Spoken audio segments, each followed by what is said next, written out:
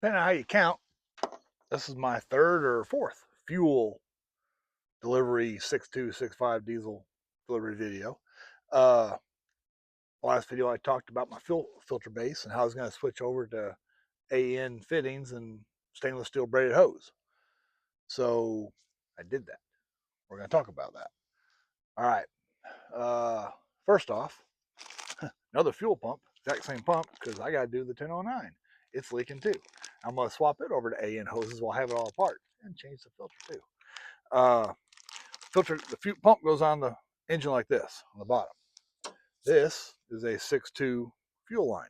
It goes in like that. So the pump side of the block, perpendicular to, or front to back axis right there. This goes on like this. This is your fuel supply up to the fuel pump. This is made for it's got a flare end on it.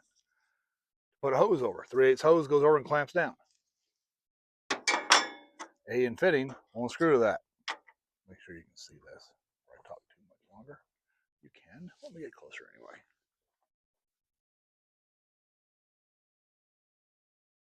Really close. All right. This is the fuel from the fuel pump to the hose that goes from basically above the passenger valve cover over to the fuel filter. AN fitting won't fit onto that. What you have to do is you buy a compression fitting. This has a -6. I'm running -6. And AN sizes, the number, like a -6, that's 16ths. 6/16 is 3/8. 3/8 hose. So it screws right on there. I'm going for that fitting to be that easy to screw on and off. When you go onto here, you got to cut off the flare. And I'm taking this apart. Because this thing, oh, this was my spare. Here it is right here. I'm sorry, not a spare. You cut it off, flush there. So this is a compression fitting. Slide this on, then slide this on there, the ferrule. Then with this, as you tighten these things together, the ferrule digs into and collapses and basically forms itself to the pipe, and you tighten it up. I can go too tight. That makes a leak-proof fitting right there. That's for the 3/8 hose at the supply line. This is the line that was on my fuel injection pump. This is a 1/4 inch. So it takes a 1/4 to -6. I did not make a smaller line. I went -6 the whole way because I figure fuel getting to the pump, it's not going to overpressure it. So might as well keep the hoses the same. And same thing. Now, what I did the first time is I cut off right here. And that was too much length by the time this thing got added on. So it was like this far out there. I had to pull apart. I cut off here, right beside this one, this second fitting, which the hose goes under right here. That's how it works on the truck, on the normal 1/4 inch neoprene hose. It goes to right there. You put the clamp right here. I ended up cutting below this. And then the fitting was on like this. I want to show you underneath. It's another compression fitting. It's a 1/4 compression fitting, 2-6. So thing fits all together.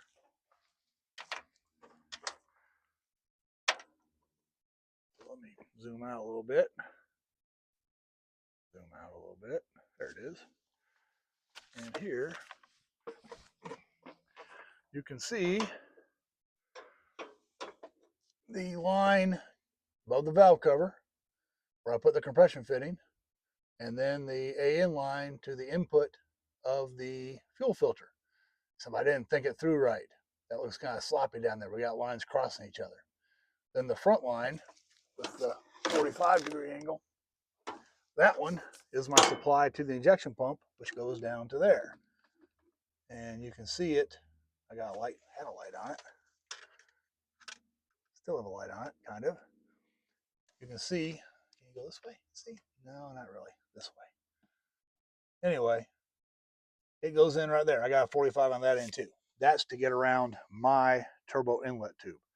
When I do the 1009, it's probably going to be a straight line on the bottom and a 45 up top. Now, what I'm going to do, so I didn't think it through, is put the camera down, zoom in, I'll walk over to it.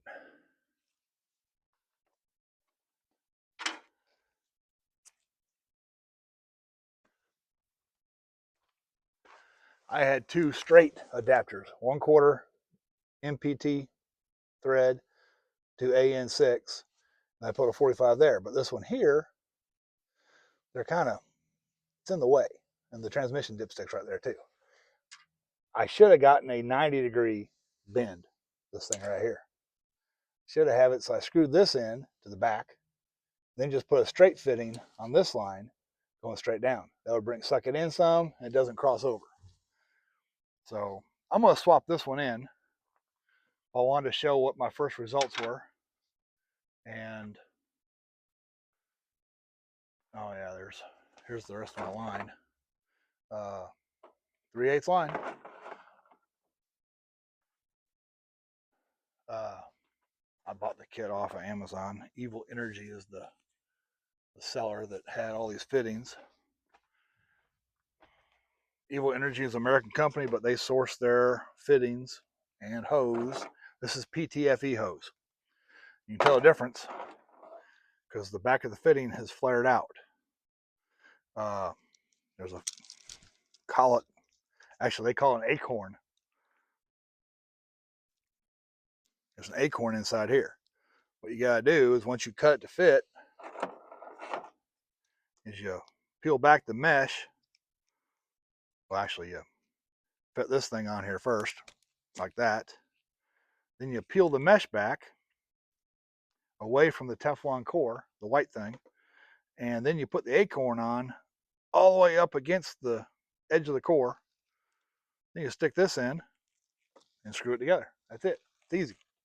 Very easy setup. I'm going to end up switching this straight fitting for the 90 on my fuel supply. I bought more acorns when I reordered some other pieces. I'll see if I got to switch acorns or not. I might just be able to pull this out, this part out, leave these pieces in the hose, and then put the new one in. Pff, done. That'd be great. But I got new acorns just in case I can't do that. I'll report on that too. But PTFE is basically Teflon. It is rated for more than 500 degrees. I think 4,500 or 5,000 PSI. And it doesn't degrade. Ethanol doesn't matter. It doesn't bother it. That's the other thing about the fuel pumps. I think the biodiesel is what's eating my fuel pumps. These are newer ones. So hopefully these are not the Delco number. These are the new Delphi number. Hopefully these things are biodiesel compatible. I won't be changing fuel pumps out every 4 years. Anyway, just trying to keep the 6.2 and 6.5 people up on what's going on. My thinking is that once I switch these over to PTFE hoses, I'm not changing hoses again. I got them routed nice and long and with gentle bends in them, so there should not be any wear, shouldn't be any abrasions or any kinks or anything else to get in the way. This should be a lifetime hose. I don't got to worry about cracking or splitting or letting air in. That's the big term, let air in. Use the remote, turn you off. So, teachable moment for the day.